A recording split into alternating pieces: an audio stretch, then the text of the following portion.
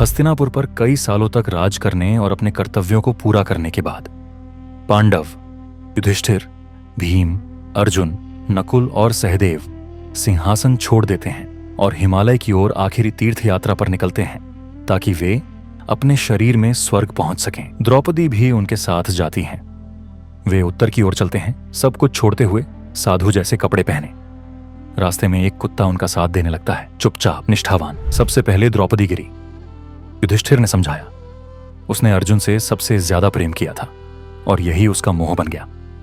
यही मोह उसकी कमजोरी बना, इसलिए वह रास्ते में गिर पड़ी। फिर सहदेव गिरा। युधिष्ठिर ने कहा, उसे अपनी बुद्धि पर घमंड था। वह सोचता था कि उससे ज्यादा ज्ञानी कोई नहीं है। यही उसका दोष था। इसके बाद नकुल गिरा। युधिष्ठिर ने शांत स्वर में कहा, जैसे वह आत्मा के आईने में झांक रहे हों। उसे अपनी सुंदरता पर घमंड था। उसे लगता था कि रूप ही सबसे महत्वपूर्ण है। यही उसकी गलती थी। अर्जुन भी गिरा। युधिष्ठिर ने गहरी सांस लेकर कहा, उसे अपनी वीरता पर घमंड था। वह सोचता था कि बिना कृष्ण के भी वह सब कुछ नष्ट कर सकता है। यही उसका अहंकार था। भीम भी गिरा। युधिष्ठिर ने आगे कहा, उसे अपनी ताकत और खाने का लालची था। यही उसकी कमजोरी बन गई। स्वर्ग के प्रतीक माउंट मेरू के द्वार पर इंद्र अपने दिव्य रथ में प्रकट होते हैं और युधिष्ठिर को आमंत्रित करते हैं कि वे अपने मानव रूप में स्वर्ग की ओर प्रस्थान करें। यह एक दुर्लभ सम्मान था। अब सिर्फ युधिष्ठिर और कुत्ता बचे।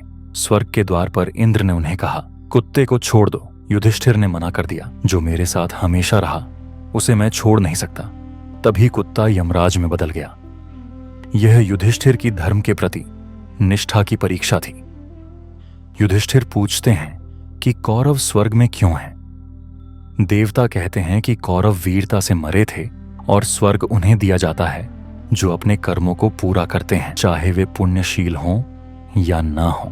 इसके बाद युधिष्ठिर अपने भाइयों के पास ले जाने का अनुरोध करते हैं। वह उनके साथ वहीं रहने का निर्णय लेते हैं क्योंकि वह अपने प्रियजनों के बिना स्वर्ग को स्वीकार नहीं कर पाते। ये सभी दृश्य देवताओं द्वारा दिए गए परीक्षण थे। उसके प्रियजन वास्तव में स्वर्ग में हैं। युधिष्ठिर अपने भाइयों और द्रौपदी के साथ पुनः मिलते हैं। देवता यह घोषणा करते हैं कि उसने धर्म के हर परीक्षण को पास किया है, यहां तक कि सबसे कठिन परीक्षणों को भी। इनाम से ऊपर निष्ठा, आराम से ऊपर करुणा और मुक्ति से ऊपर बलिदान।